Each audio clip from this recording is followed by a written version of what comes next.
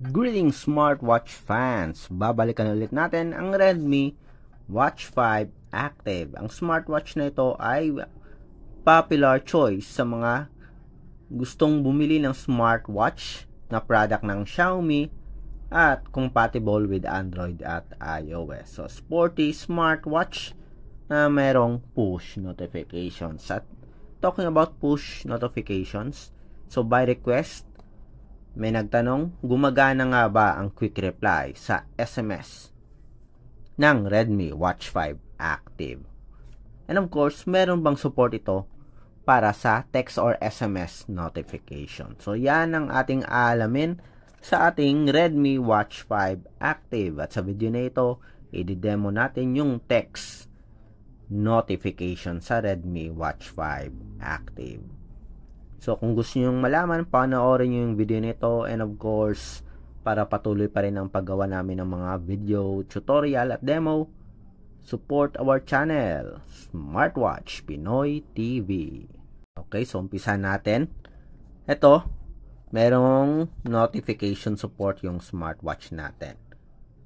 Okay, nakakonect na tayo sa support app and activated na. Kung di ako nagkakamali, na-activate na natin yung push notification para sa ating Redmi Watch 5 Active. Okay, saan ba tayo nakakonect? Dito sa isang phone. Tingnan natin. Yan. Mi Fitness. Ito.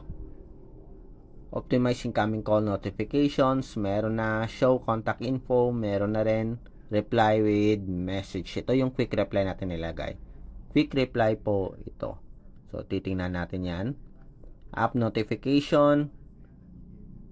Wake screen. Tingnan natin. SMS. Customize notification. Ito, messages. Activate natin. Yan. So, far, parang okay na rin. Tingnan natin. Subukan natin mag-send ng message. Hello, Chloe. Yan. Send tayo ng message. Tingnan natin. Makaka-receive ba tayo ng message notification? Ayun, meron tayo dito. Ayun.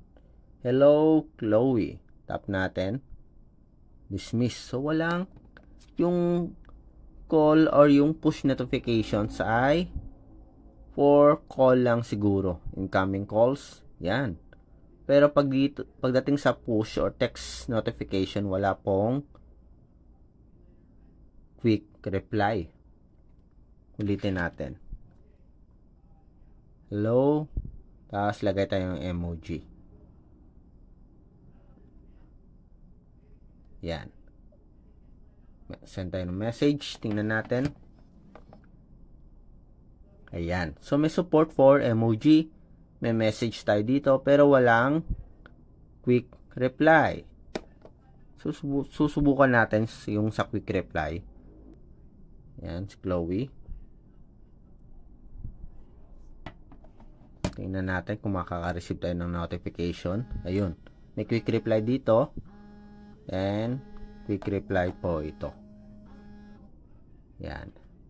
Tingnan natin. Dismiss. Meron ba tayong na-receive na quick reply? Ayun. Quick reply po ito. So, yung quick reply ay for call notifications only. Wala sa text messages. And talking about text messages, merong support for emoji. Okay? So, yun yung demo natin para sa ating text notification for our Redmi Watch 5 Active. So, kung may mga request pa kayo, drop lang ng comment sa baba. And of course, support our channel.